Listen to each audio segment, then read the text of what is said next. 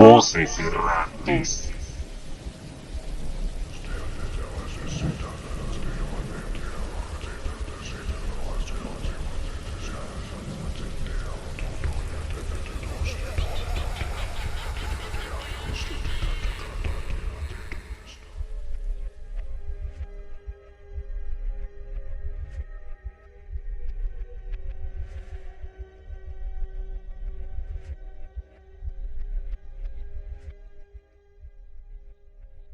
Muy buenas noches, bienvenidos una noche más a Voces Errantes. En la noche de hoy tendremos un programa muy especial. Vamos a hacer un recorrido unos cuantos años al pasado, luego de nuestro episodio anterior hablando acerca de la literatura griega y la romana. Vamos a volver a una cultura bastante conocida y bastante trascendental. Estamos hablando por supuesto de la cultura egipcia. Trataremos de indagar un poco acerca de la literatura, de sus historias, de su mitología, y daremos vistazos a la manera en que ellos percibían la vida y por supuesto cómo percibían el terror. En la noche de hoy le damos la bienvenida a Memo. ¿Cómo está, Memo? Buenas noches, Jefferson. Buenas noches, errantes. Muy bien. Así es, pues vamos a hablar principalmente de Egipto la noche de hoy. También pues vamos a poner alguna contextualización de Oriente, cómo nos puede ayudar estas civilizaciones orientales que están como muy apartadas de lo que nos enseñan a nosotros, ¿no?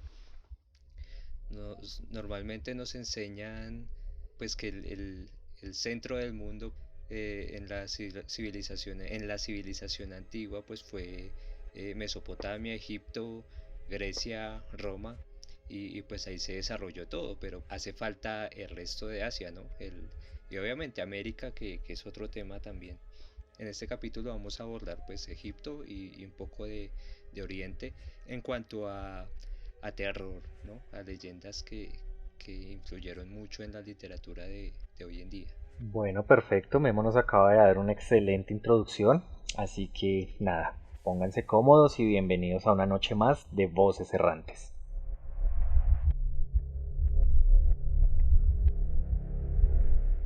Bueno, los egipcios. Los egipcios, pues bueno, fueron una de las primeras y más importantes civilizaciones en la era antigua y pues de las que se tiene registro, ¿no? Obviamente se perdió mucho en la prehistoria y no sabemos mucho de qué pasó antes en cuanto a el tema de civilización. Sin embargo, cabe resaltar un pequeño tip que encontré para contextualizar un poco cómo fue avanzando el tema de creencias y el tema pues del miedo en la civilización y en la psicología y el pensamiento humano. Y fue pues que el Homo erectus, que fue supuestamente quien descubrió el fuego, pues ellos también empezaron a entender su entorno, pues a tener conciencia de todo lo que los rodeaba y asimismo empezaron a venerar a dioses, como precisamente el fuego, porque era algo muy desconocido y pues que los dañaba y era pues en cierto modo superior a ellos. Cuando lo descubrieron y pues se cree que ellos empezaron a emigrar al este, fue porque pues estaban en busca del origen del sol. Esa fue una también de las creencias que desde allá viene la analogía de que el sol pues es una deidad que acompaña al hombre desde tiempos remotos. Y también se diferenciaron pues de sus antecesores en el sentido en el que ellos en sus largas caminatas, porque pues sabemos que eran nómadas, el que caía muerto pues ahí quedaba. Y ellos, los Homo erectus, pues ya empezaron a enterrar a sus muertos y esto pues da explicación de que ya tenían conciencia o empezaban a indagarse de qué habría después de la muerte, qué habría más allá. Y pues asimismo pues empezaron a hacer las conocidas pinturas rupestres en cuevas de todo el mundo, pues con algún propósito religioso se cree. Y la escritura pues asimismo viene de esas pinturas rupestres. Después de las pinturas rupestres evolucionó como lo conocemos a diferentes escrituras, de las que ya hablamos en capítulos anteriores en Mesopotamia con sus diferentes civilizaciones, con la escritura cuneiforme. Al mismo tiempo, pues se desarrolló en Egipto la escritura jeroglífica y posteriormente, unas cuantas décadas más adelante, en China se desarrollaron los ideogramas, que son formados a partir de pictogramas que inicialmente pues eran como 10.000 signos, más o menos 10.000 pictogramas que formaban este lenguaje. Actualmente pues son 20.000, más de 20.000 pictogramas que fueron evolucionando a través de la historia. Entonces, pues nada, empecemos con Egipto, con el tema de los jeroglíficos. Sí, exactamente. Pues lo que dice Memo es, pues digamos que muy concreto, ¿no? Estamos hablando de que pues los egipcios básicamente fueron la primera cultura en desarrollar una literatura tal y como la conocemos hoy en día, ¿no? Entendiendo pues literatura como el arte de la expresión verbal, entendiendo verbal no al verbo como tal, sino aquello que se refiere a la palabra y se sirve de ella. Abarca tanto textos escritos como esta literatura que hablaba pues Memo hace un momento de pictogramas ya escritos sobre piedra y demás, como con textos hablados o cantados también.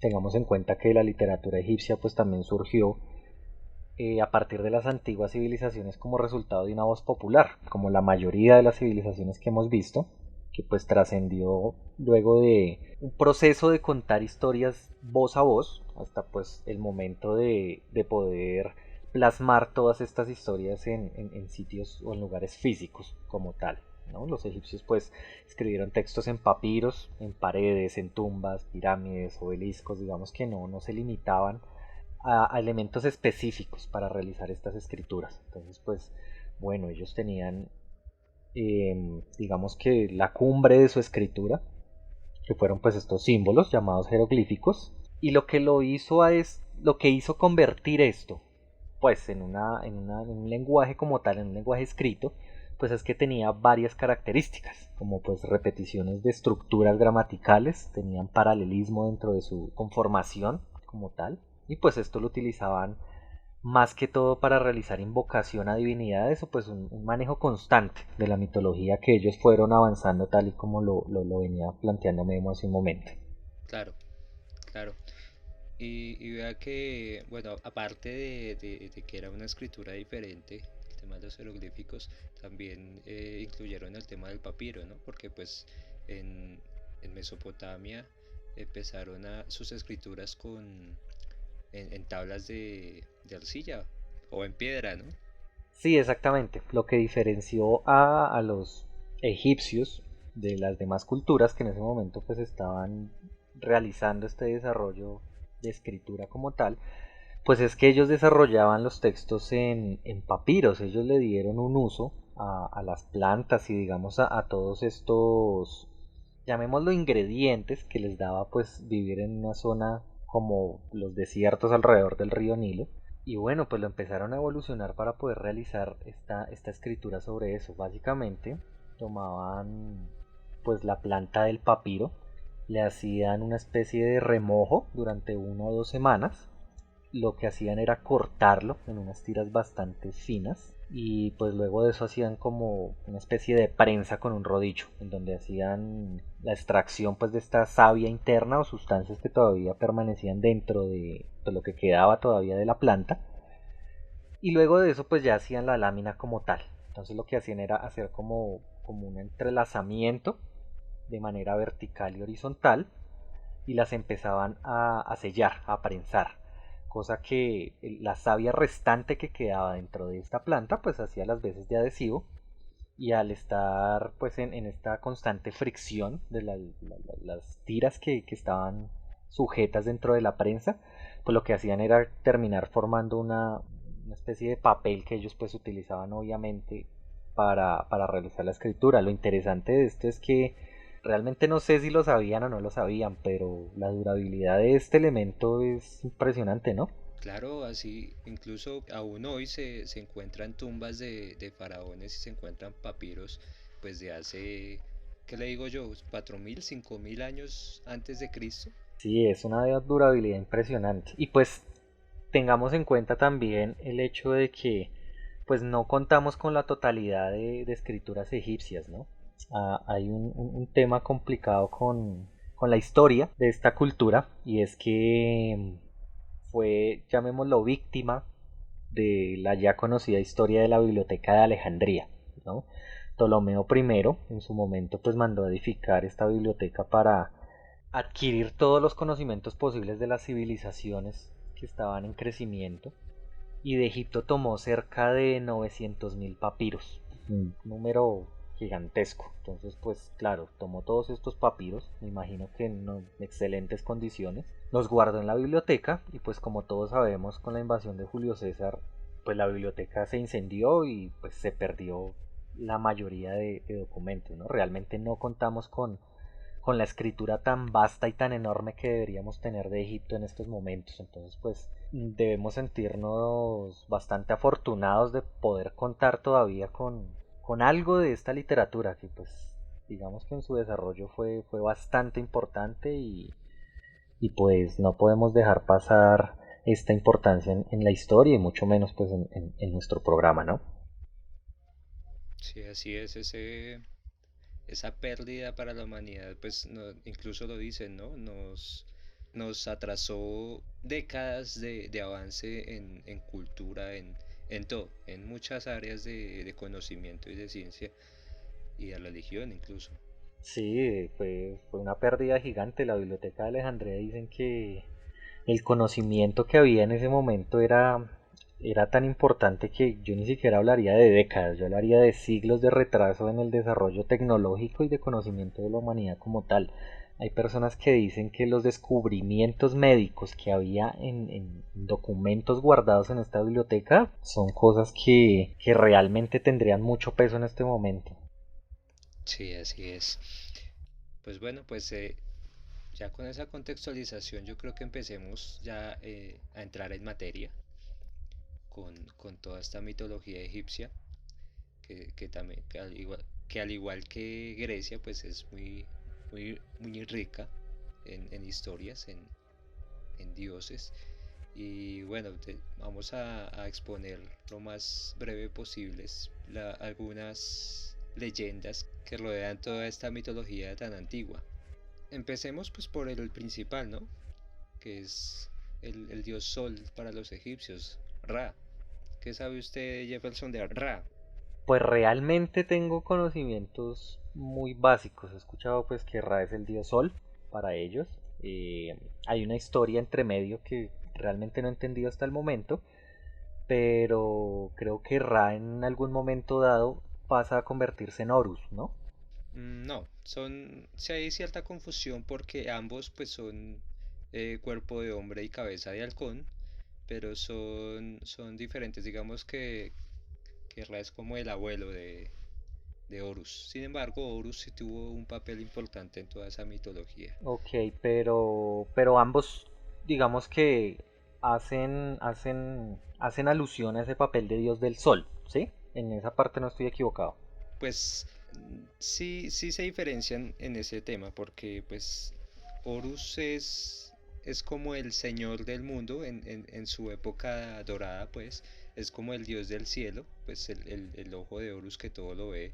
Pero Ra sigue cumpliendo su papel como dios del sol y es el responsable pues de que de hecho salga el sol todos los días. Y Horus pues es como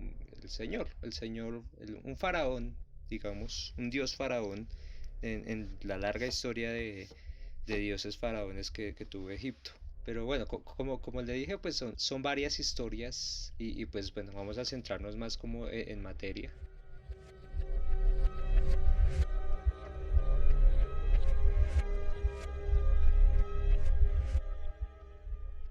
Sí, bueno, pues como les decía, Ra, el dios del sol, reinó como primer faraón entre la civilización humana hasta que pues se cansó de ese poder y subió al cielo. Subió al cielo como en una barca en la que todos los días lleva el sol a todo el mundo para iluminar hasta la zona más oscura, hasta la zona más tenebrosa que tenga pues el mundo terrenal. Eso desde la mañana hasta el ocaso, ¿sí? Hasta el atardecer, que es entonces, pues como los egipcios veían que el sol se metía en el agua en el horizonte, pues asimismo creyeron que Ra en su barca se sumergía en las aguas para entrar en el inframundo y atravesarlo para en la mañana siguiente volver a traer el sol al mundo terrenal de nuevo. En esa travesía en el inframundo, pues él se encontraba con Osiris, que es el dios del inframundo, y, y pues nada, lo saludaba, pues cómo van, no sé qué, pues es el hijo, ¿no? Es un dios benévolo, al contrario de sus contrapartes en otras mitologías, era un dios muy querido por la civilización. La historia de Osiris pues es también bastante larguita, pues él empezó como el dios de la fertilidad y pues de la prosperidad en el mundo, pero su hermano Set, que era el dios de la infertilidad o dios de los desiertos y el caos, lo mató pues por celos y lo descuartizó para pues quedarse con su lugar. Pero pues la esposa de Osiris, que era la diosa Isis, recuperó pues todas sus partes y con ayuda de Anubis, el entonces dios del inframundo, porque antes él era el dios del inframundo, pues es más antiguo Anubis que Osiris, ayudó a Isis a reunir las piezas, como armarlo de nuevo y momificarlo y devolverlo a la vida, para entonces pues ahí convertirse en el dios del inframundo. Eso no quiere decir que le haya quitado como su trono a Anubis, sino que Anubis pues es el señor, más que del inframundo, el señor de los muertos, de la momificación. Entonces pues Anubis como que le cedió, no le cedió esa parte. Bueno, es un poco confuso esa parte en la historia. Pero pues Anubis se encargaba de llevar esos espíritus de los muertos al submundo para que frente a Osiris fueran juzgados. Entonces ahí empieza como ese tema del pensamiento que tenían ellos de la vida y la muerte y cómo iban a ser juzgados. Sí, de por sí que el pensamiento que ellos tenían respecto a la muerte era bastante diferente a las demás civilizaciones, ¿no? El proceso digamos que, de llevar la muerte de ellos era como mucho más amplio porque ellos creían en la vida después de la muerte, creyendo pues que el alma del difunto iba al más allá y pues el cuerpo había que conservarlo. Ahí es donde entra todo este tema de la momificación y estos procesos o más bien estos rituales funerarios que tenían ellos establecidos, ¿no? Sí, así es, pues de hecho incluso en esos mismos rituales los sacerdotes que llevaban a cabo la momificación del difunto llevaban siempre una máscara de Anubis, pues para hacerle honor y como para representarlo en todo ese proceso. Y pues también es como una filosofía de vida en la que entra pues todo el tema de la rectitud, de la honestidad, de siempre ser una persona justa, ¿no? Porque a donde Anubis los llevaba para ser juzgados pues por sus actos en vida, había una balanza pues que era la balanza de Osiris, donde ponían literalmente el corazón del difunto a un lado de la balanza y del otro lado la pluma de la verdad.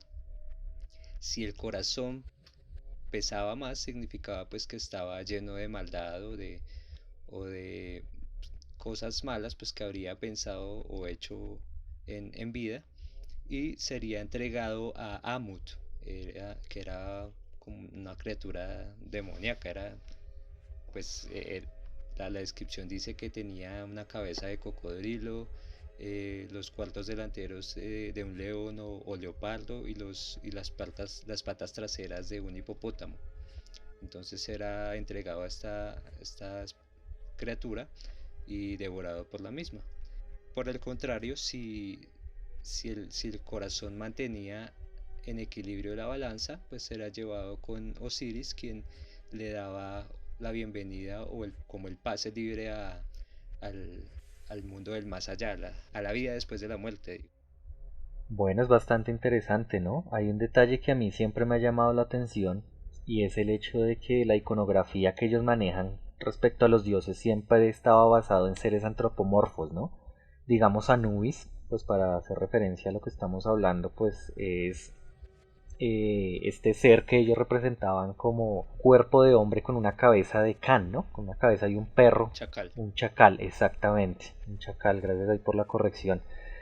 Y pues aparte de este tenían varios dioses siempre representados con animales, ¿no? La iconografía era, pues no sé, la veo yo desde mi perspectiva bastante metafórica, viendo pues ellos como veían los seres de la naturaleza dirigidos a estos seres ancestrales, a estos dioses, ¿no? Claro, eso es como lo interesante, lo chévere de esta civilización y por eso me gusta tanto. Y sí, es que ellos veían en cada animal que los rodeaba o cada especie un valor, ¿no? Una divinidad con la que influían en su diario vivir, también basada en la misma personalidad del animal, ¿no? Por ejemplo, Bastet, que es la diosa gata, la diosa de los gatos. Pues sabemos que los gatos eran sagrados para los egipcios, porque ellos pues protegían sus alimentos de roedores y pues actualmente pues vemos que es lo mismo, ¿no? Si tenemos roedores en la casa, lo más común es llevar un gatico y pues esto los mantiene como a raya por el simple hecho del olor o de estar ahí, ¿no? Asimismo, pues le espantaban serpientes venenosas y pues eran como considerados de la familia, no como mascotas, sino como de la familia. Y incluso también eran momificados y enterrados con faraones o con personas importantes. Y esta evidencia existe porque pues han encontrado cementerios de estas mascotas. Y no solo de gatos, también de cocodrilos, pues que es otro dios, que ya hablamos de él en un momento. Pero bueno, volviendo al tema de los gatos, eran tan sagrados que si eran dañados por alguna persona, que esta persona era castigada hasta con la muerte. Y de hecho, si lo analizamos un poquito, hay muchas costumbres que han trascendido el tiempo, ¿no? El tema de los gatos a mí me parece también muy interesante porque, pues como decía usted, los gatos eran animales sagrados para ellos, pues digamos que guardando las proporciones, algo así como las vacas para los hinduistas hoy en día, ¿no? Digamos que son animales que prácticamente son intocables y ellos dentro de su pensar, pues muchos incluso creen que tienen poderes sobrenaturales o cosas por el estilo. Pero el tema de los gatos, hablando de cerca de 3000 años antes de Cristo, pues hoy en día ha trascendido porque incluso hay muchas creencias a día de hoy en donde dicen que los gatos son guardianes espirituales, ¿no? Que, pues, que tienen, digamos, un vínculo especial con un mundo mágico, con un mundo del más allá, en donde pues ellos entran a hacer como las veces de protección, ¿no? Y si analizamos un poquito, pues en retrospectiva esto puede venir de los egipcios. Sí, sí, sí, claro. Y de hecho muchas cosas ven de los egipcios, como el dicho de que ellos tienen 9 vidas. ¿Ah, eso viene de allá? Sí, sí, porque pues precisamente como eran tan de la familia, tan cercanos a los humanos, o bueno, a los egipcios, ellos, digamos, se arriesgaban su vida para salvar a sus humanos, pues por así decirlo. Y si se creían muertos, la diosa Bastet supuestamente los devolvía la vida. Sí, por eso, de ahí viene pues ese tema de las 9 vidas. Ah, ok, bueno, eso sí es una historia nueva para mí porque no tenía ni idea que venía de allá. Siempre aprendemos algo nuevo aquí en Voces Errantes, ¿no? Sí, claro que sí. Y vea que, bueno, ahí hacemos un pequeño salto, ya que estamos hablando de gatos, saltamos a Japón. Por la misma prehistoria, pues hay un libro que es muy antiguo, se llama Kojiki, que pues contiene información de la mitología del Japón antiguo y pues se cuenta por medio de canciones y poesías. Y pues precisamente hablando de los gatos, hay una criatura que se llama Bakeneko. Bueno, Neko es gato en japonés.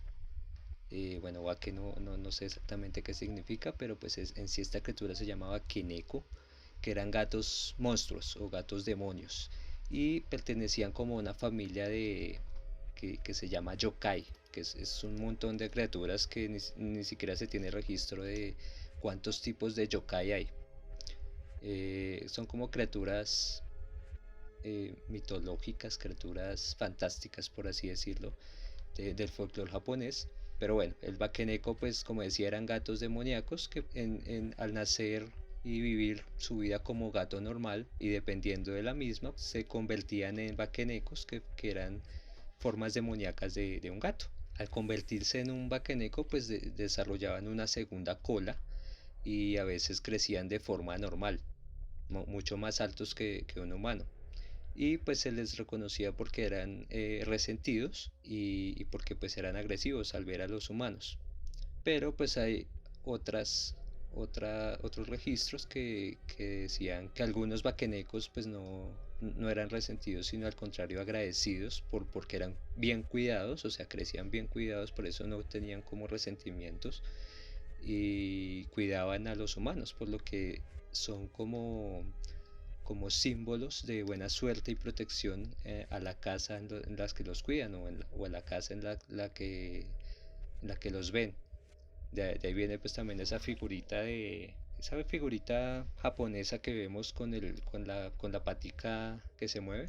Justamente eso le iba a comentar, los llamados Maneki Neko, Exacto. que pues se conocen también como gatos de la suerte, ¿no? De la fortuna, que según tengo entendido, pues dependiendo el color del gato y la pata que tenga levantada, pues tiene como diferentes consecuencias positivas, digámoslo, para el sitio en donde está pues exhibido o donde está puesto, ¿no? Bueno, puntualmente esa historia no me la sé. Sé que viene entonces de los vaquenecos, pues. Ok, ok, sí, pues hasta donde yo tengo entendido, pues depende, digamos, del color del gato y de la pata, ¿no? Digamos, si saluda con la pata derecha, pues lo que hace es como llamar prosperidad y dinero. Si es la pata izquierda, pues atrae visitas. Y hay personas que creen que entre más alto levante la pata, pues los atrae desde más lejos, ¿sí? De mayor distancia. Y cuando están con las dos paticas levantadas, pues es para protección del hogar o del establecimiento como tal. Igual pues ahí también entra el tema de los colores, el que vemos tricolor, que es pues blanco, negro y naranja, pues tradicionalmente es el que más suerte trae, que es el que da pues fortuna, incluso dicen que da fortuna a los viajeros. Hay pues gatos verdes que están digamos que enfocados más al tema de la salud. Blanco totalmente pues habla de pureza y trata de llamar como cosas buenas digamos al futuro.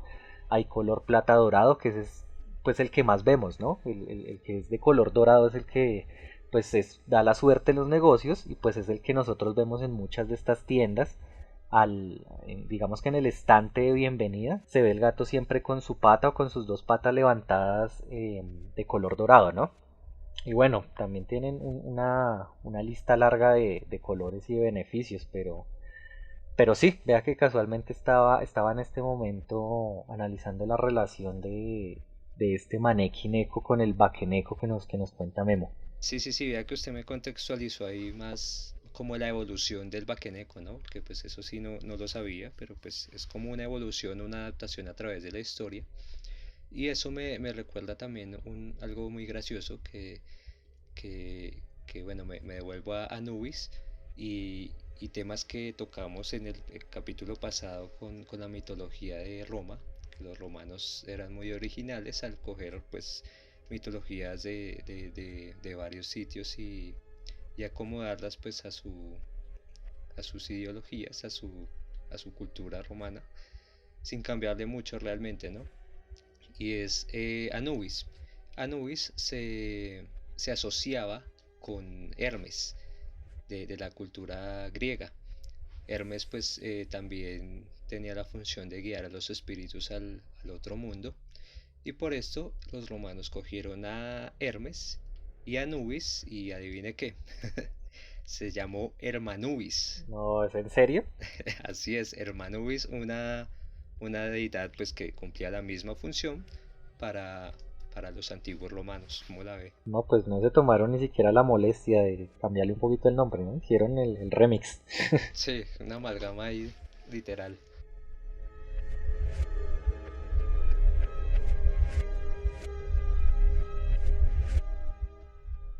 Tengo otra leyenda pues que cabe resaltar acá porque esta sí influía terror en la mitología, en la civilización egipcia, porque pues ellos eran muy fervorosos, ¿no? O sea, todo lo que ellos vivían, todo su diario vivir giraba en torno a la religión, a sus dioses.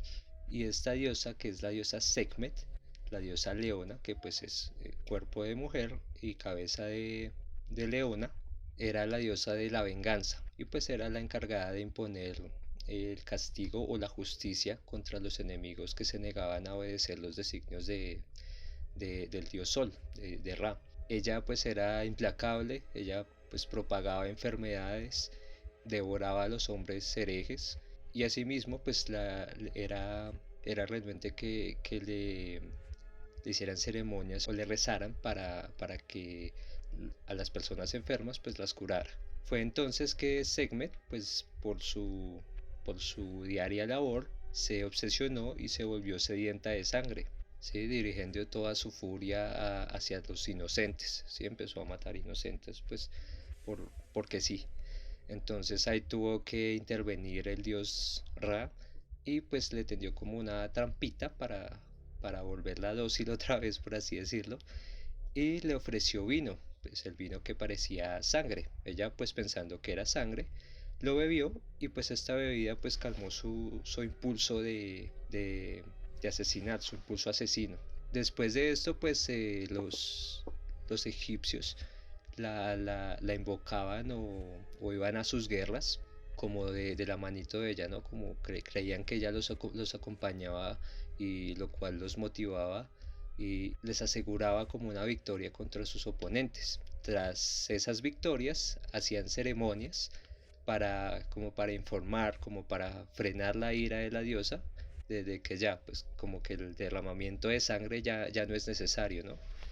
Y esa pues es la historia de la diosa Leona, que influía terror en los enemigos de los egipcios y entre los mismos egipcios para que, como entre comillas, como que se portaran bien, ¿no? Oiga, la mitología egipcia es muy rica, ¿no? Si uno se pone, digamos, a adentrarse mucho más en esto, uno termina como encontrando muchas historias y es gigante realmente. O sea, si uno se pone a hacer comparación entre pues lo que hablábamos el programa pasado, las mitologías griegas, la mitología romana, esta pues no se les queda corta, ¿no? Yo creo que incluso es mucho más amplia. Sí, así hay infinidad de historias y podríamos aquí quedarnos pues toda la noche hablando de esto, pero bueno, ya vamos a cerrar la parte de Egipto con una última criatura que influía el terror y el rechazo total de la civilización, por eso casi no hay templos o muchas escrituras que hablen de esta criatura. Se llama Apophis o Apep, es una serpiente colosal, es como un agente del caos. Y pues esto nos devuelve a la función de Ra de todos los días de pasar por el inframundo, donde esta serpiente gigante lo espera para luchar todos los días, tratando de hundir la barca en la que va Ra, ahogar al sol y pues sumir al mundo en una oscuridad y caos absoluto. Esta serpiente colosal pues también podía causar terremotos en el mundo terrenal a medida pues que se sumerge más en la tierra y en varias ocasiones logró herir a Ra, por lo que él tuvo que pedirle favor al resto de dioses o a sus hijos, en este caso como Bastet, la diosa gata de la que ya hablamos, y a Set, el dios de los desiertos, el caos y la infertilidad, para que pues lo protegieran y lo ayudaran a luchar contra esta serpiente. Y pues los egipcios dieron aquí lugar a un fenómeno natural, le dieron el origen con que esta serpiente Apophis una vez se tragó la barca de Ra junto con el sol, haciendo que pues en la mañana siguiente no lograra salir puntualmente, pero no logró resistir mucho tiempo con la barca adentro y pues la regurgitó. Y esto pues supuestamente dio origen a los eclipses, así justifican los eclipses los egipcios. Finalmente pues hay dos teorías pues, en las escrituras. Unas hablan de que Ra finalmente derrotó a Apophis y la encadenó durante toda la eternidad. Y otros dicen que esta batalla se sigue dando todos los días y se va a seguir dando durante toda la eternidad hasta que pues el sol no vuelva a salir. O sea, hasta que quedemos en una perpetua oscuridad, básicamente. Exacto, sí señor. Bueno, vea pues, bastante interesante. Tenemos aquí leyendas egipcias en voces errantes. Recuerden que en nuestro fanpage en Instagram vamos a estar pues subiéndoles estas imágenes referentes a pues estos dioses que les hemos hablado, varios temitas aquí como para que complementen lo que les estamos contando en este momento. Así que recuerden, nos pueden buscar en Instagram como Voces Errantes.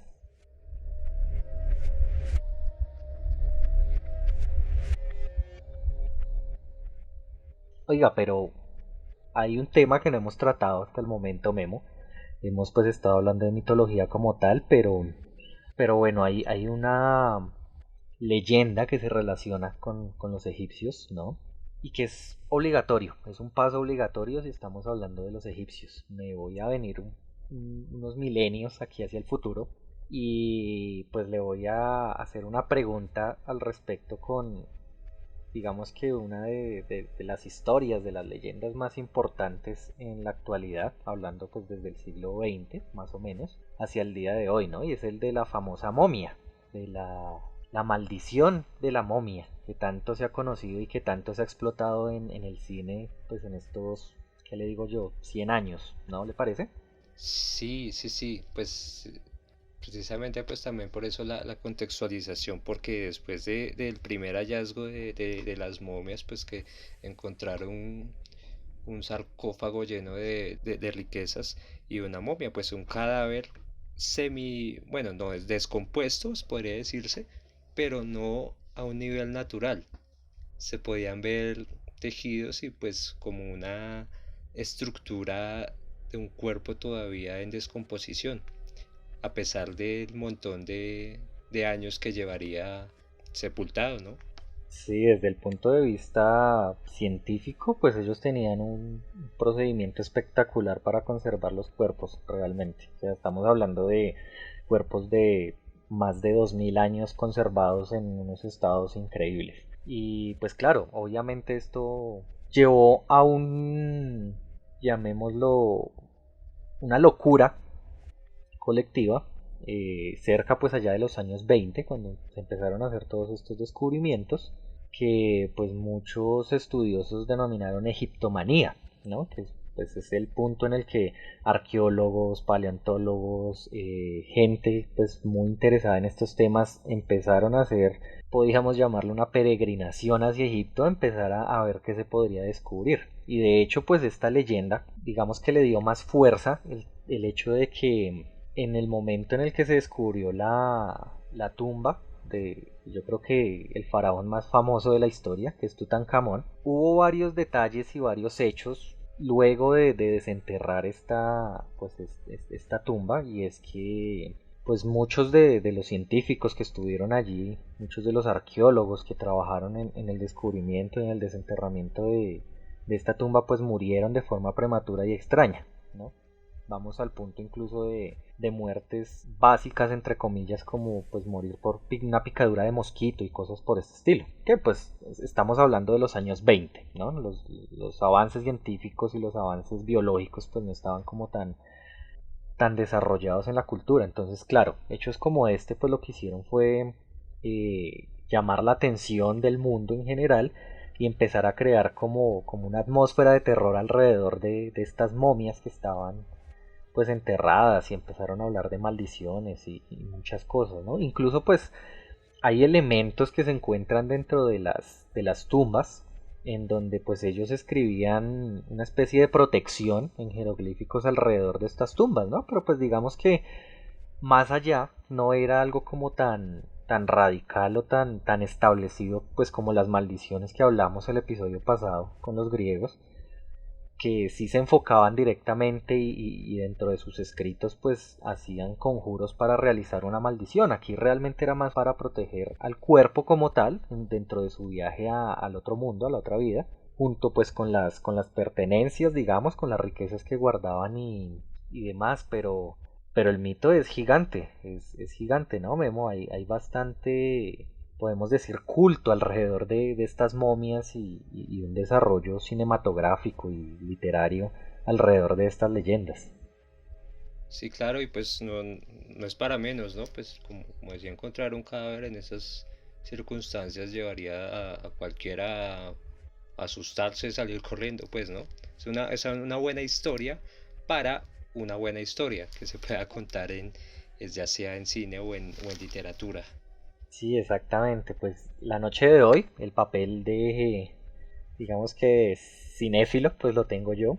Tengo pues un par de referencias bastante conocidas respecto a estos temas, ¿no? La primera pues es la famosa película de La Momia de 1999 que está pues protagonizada por Brendan Fraser y por Rachel Weisz, ¿no? Que pues trata la historia de unos arqueólogos que están justamente en la búsqueda pues, de tesoros dentro de unas ruinas egipcias y pues allí lo que hacen es despertar a una momia y bueno, pues se desarrolla la historia de cómo hacen para, pues, para vencer a este ser sobrenatural, ¿no? Es bastante conocida la película. Y la segunda referencia que tengo esta noche es la primera película de Indiana Jones, dirigida pues por Steven Spielberg, que se basa pues justamente en la búsqueda del Arca de la Alianza en Egipto, ¿no? Ahí tratan pues digamos que un poco esta temática egipcia y pues la búsqueda que hace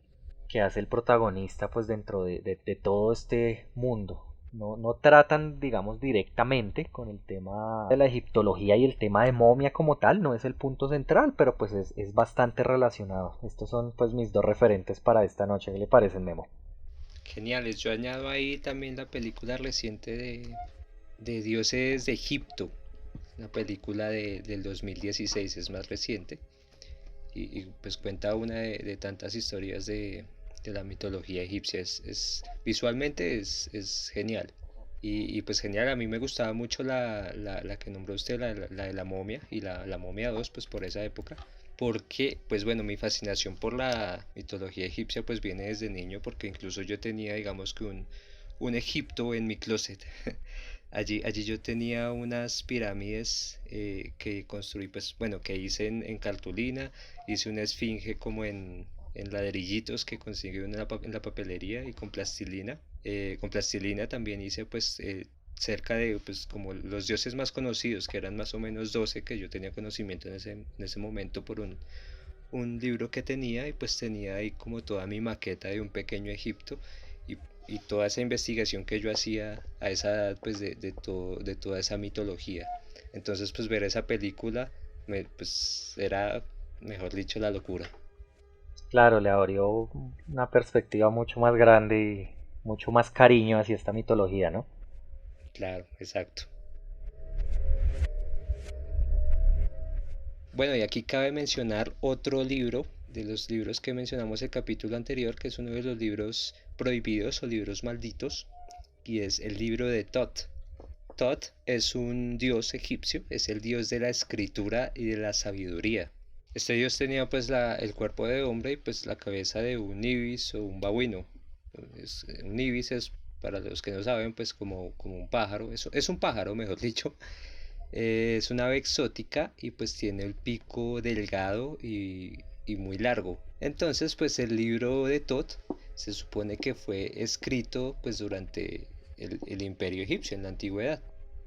Se supone que ahí estaba toda la sabiduría del universo. Estaba construido completamente en oro.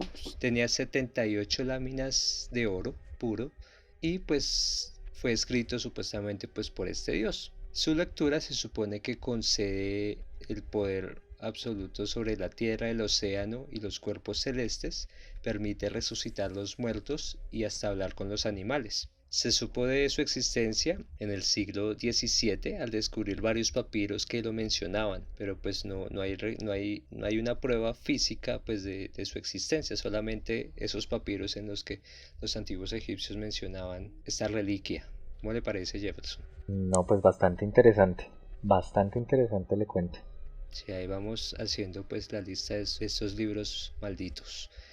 Para cerrar el tema de Egipto, pues vamos al tema de las plagas, que es como tan controversial en el tema cristiano, ¿no? Sí, yo creo que es, pues el tema más conocido dentro de todos los que hemos hablado, porque pues obviamente hay un conocimiento mucho más amplio respecto a las plagas, pues escrito en la Biblia como tal y bueno, pues sabemos que mucha gente ha tomado esto para pues hacer una evolución, digamos, dentro de escrituras, dentro del cine, en películas, e incluso en la misma educación de muchas personas y muchas casas, pues esta es una historia casi que obligada, ¿no?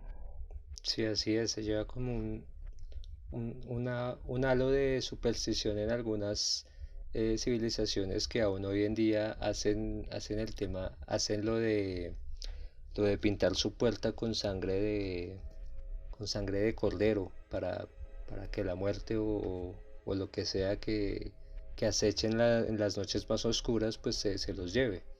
Entonces pues se ubican las 10 plagas de Egipto en esta era antigua en la que pues estos sucesos le dan más credibilidad al dios cristiano, ¿no? Porque son pues sucesos tan paranormales, tan extraños y tan de repente apoyando el movimiento, la intención de Moisés de liberar a los hebreos pues del yugo de Egipto, ¿no? Entonces pues lo que yo traigo aquí es una teoría que se cree justificaría este extraño suceso histórico. Es decir, que usted nos va a contar aquí una explicación científica de las plagas de Egipto, ¿realmente existieron? Exacto, pues no es 100% acertada porque las fechas no coinciden del todo y eso es lo que tiene en contra, pero la teoría me parece que es válida. Bueno, perfecto, pues estamos todos atentos a su explicación, Nemo. Se cree que alrededor del 1500, pues antes de Cristo, el volcán de las islas Santorini entró en erupción. Esto fue lo que de hecho acabó con estas islas pues, o con la civilización que estaba en estas islas. Bueno, entró en erupción y pues el hierro y el dióxido de carbono que pues normalmente generan estos volcanes en su interior podrían haber teñido las aguas del Nilo de rojo. Y esta contaminación, porque pues es como una contaminación, podría haber hecho salir pues a las ranas, a las langostas y demás plagas que se mencionan en la Biblia. ¿Por qué? Pues porque el agua sucia los habría echado a correr, pues no es un hábitat sano para estos animalitos. Y también pues habría generado insectos pulgas, piojos y esto da lugar pues a las epidemias. ¿Sí? Eso ya para cubrir la mayoría de las plagas principales. La séptima plaga pues podría haber sido granizo volcánico y ceniza, pues lo cual también explicaría la oscuridad del cielo, ¿no? Porque pues es remotamente cercano a estas islas geográficamente.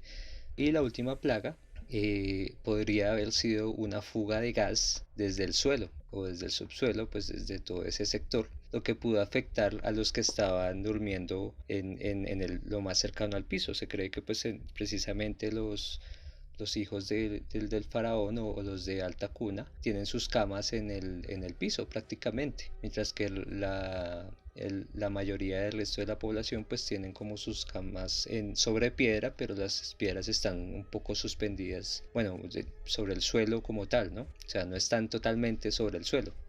Ok, entiendo, pero bueno, digamos que esta última teoría sí siento yo por lo menos que tambalea un poquito, ¿no? Sí, tambalea bastante porque pues no es una mayoría, ¿no? No todo se puede decir que justamente los hijos del faraón preciso estaban en el piso y son los únicos afectados y el resto por un tal de sangre de cordero sus puertas pues iban a salvar. Porque sí, pues esta teoría no cubre esa parte, ¿no? Porque si fuera así entonces la mayoría de Egipto habría muerto. Sí, tambalea bastante. Sí, claro, justamente. Pero bueno, digamos que darle explicación a la mayoría pues ya es golpear un poquito fuerte la teoría como tal y la historia religiosa que gira alrededor de esto, ¿no? Sí, y pues esto también en contraparte, pues algo inexplicable o poco mitológico también diría yo, pues es lo que siguió después, ¿no? Cuando Moisés abrió el Mar Rojo en dos, ¿no? Para que los hebreos pasaran y luego cerrarlo tras la marcha egipcia. Esto ya pues voltea un poco las cosas, ¿no? Porque bueno, si bien se cree que fue real, otros creen que es mito, no hay como evidencia razonable para eso. También podría ser una metáfora, ¿no? Sí, claro, ya ahí pues empezamos otra vez a lo que hablábamos en los episodios anteriores y es que, bueno, hay muchas cosas que hay que analizar de tantos escritos religiosos que hay dentro de estas civilizaciones, porque pues muchos de estos se basan digamos que en el momento histórico que estaban viviendo y sobre este pues hacían unos escritos que muchas veces era literal, era historias que querían contar y muchas otras eran metáforas, digamos que a modo de enseñanza hacia estas personas pues que vivían en esta época, a los contemporáneos pues de ellos, ¿no?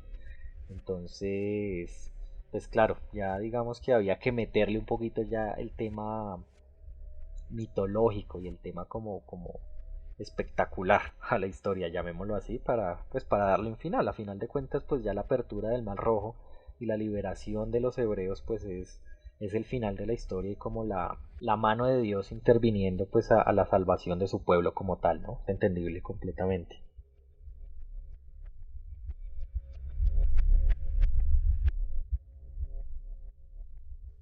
Bueno, y aquí de África, entonces pues nos vamos para Oriente, para China. Bueno, listo. Tenemos el que nos está guiando en la noche de hoy, entonces vámonos para la parte de Asia. Cuéntenos pues qué otra historia nos tiene lista para hoy, Memo.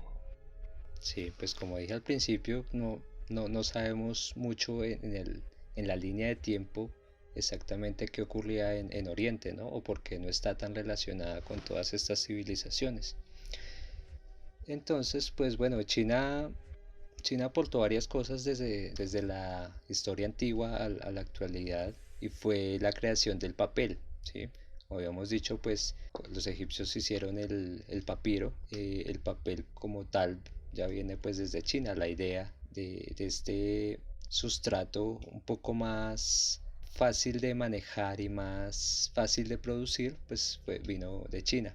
De ahí derecho la brújula, la cual pues ayudaba bastante a los nómadas que todavía están por allí o a los viajeros que se desplazaban por X o Y motivo comercial o político a diferentes partes de estas civilizaciones, pues aportó bastante.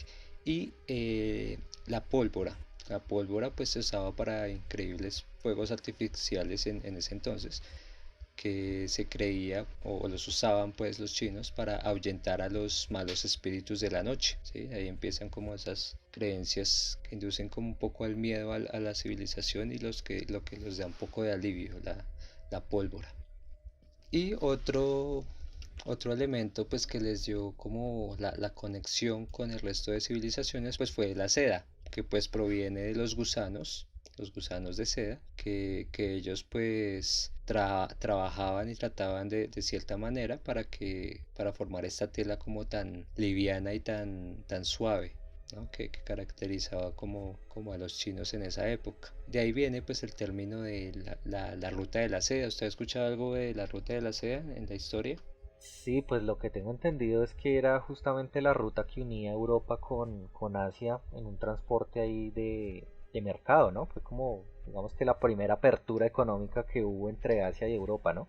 Exacto, sí fue el primer contacto pues de estas civilizaciones en la época antigua, pues en la que comerciaban precisamente esta tela que incluso los romanos la compraban a precio de oro por su misma composición, la cual pues era también enigmática para todo el mundo.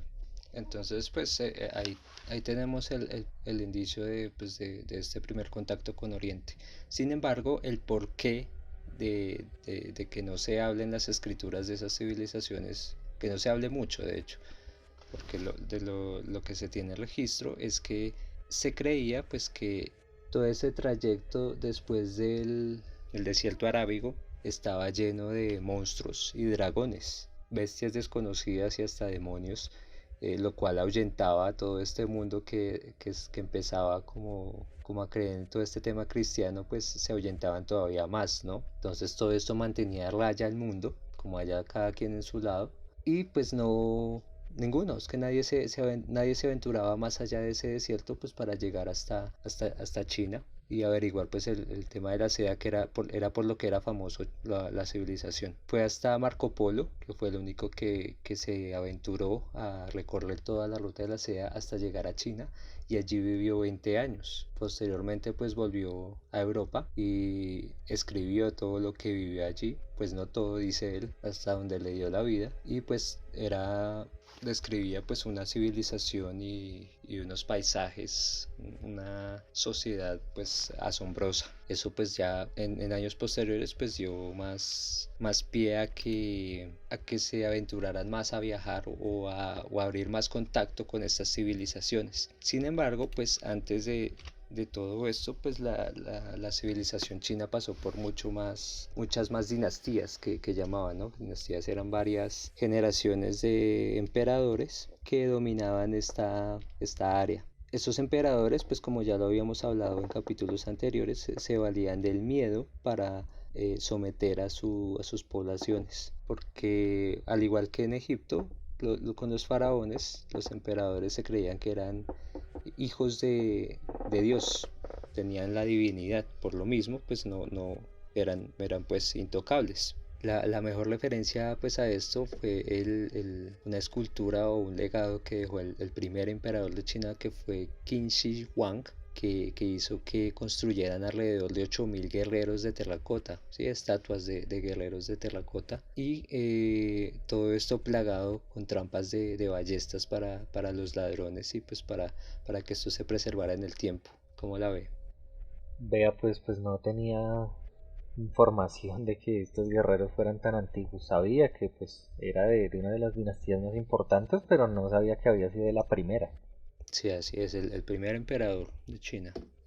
Sin embargo, pues como toda esta civilización es esa parte de todo ese pueblo oriental, pues muchos se fueron apartando yendo a Corea. En Corea pues hubo más guerras y esas guerras terminaron desplazando a más gente que terminaron pues en Japón.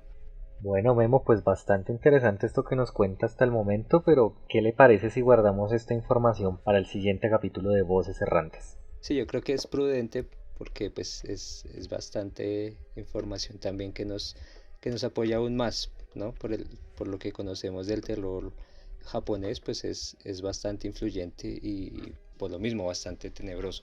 Entonces, pues nada, el próximo capítulo continuamos con todas estas leyendas japonesas y cómo influyeron también en sus enemigos, que fueron China y Corea de la época antigua. Claro que sí, Memo. Vamos a hacer un paso por estas culturas orientales para terminar este ciclo de las culturas antiguas y poder adentrarnos ya un poquito más hacia un tema bastante interesante que va a ser el medioevo.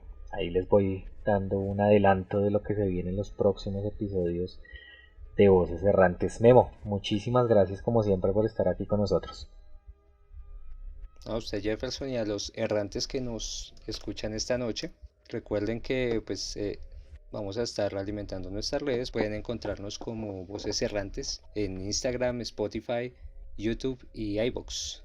Así es, Memo, a todos nuestros oyentes los esperamos por allá para que pues complementen esta información y se llenen de más daticos por ahí que iremos subiendo. Recuerden estar pendientes porque vamos a estar subiendo varios capítulos extra esta semana, porque pues como se dieron cuenta la información es bastante extensa, así que les vamos a tener un par de sorpresas esta semana para que estén muy pendientes de nuestras redes. Pues no siendo más, yo me despido. Yo soy Jefferson y una noche más los acompañamos en Voces Errantes.